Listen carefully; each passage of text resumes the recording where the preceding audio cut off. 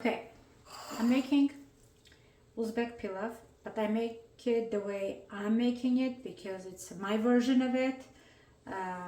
They are making with lamb and more fatty. This is how I make it.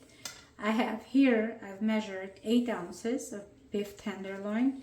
You can buy a single thick, like a steak kind of beef tenderloin.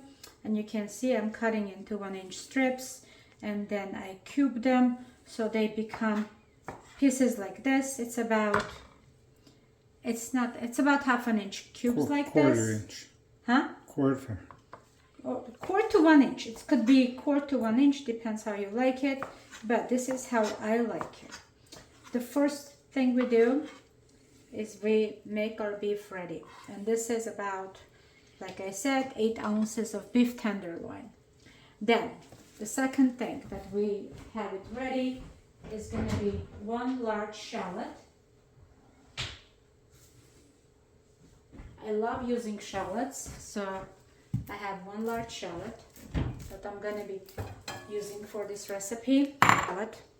This is how I like it. Some people, you can use onions if you like it. I just prefer shallots. They are milder for my taste, but it's really makes no difference what do you use.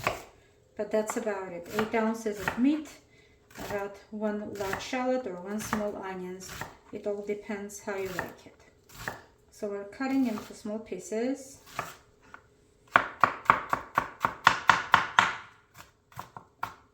Pretty small, as you can see. Eventually I'll dice them smaller. Okay. Next, we're gonna shred 1 carrot. You can buy shredded.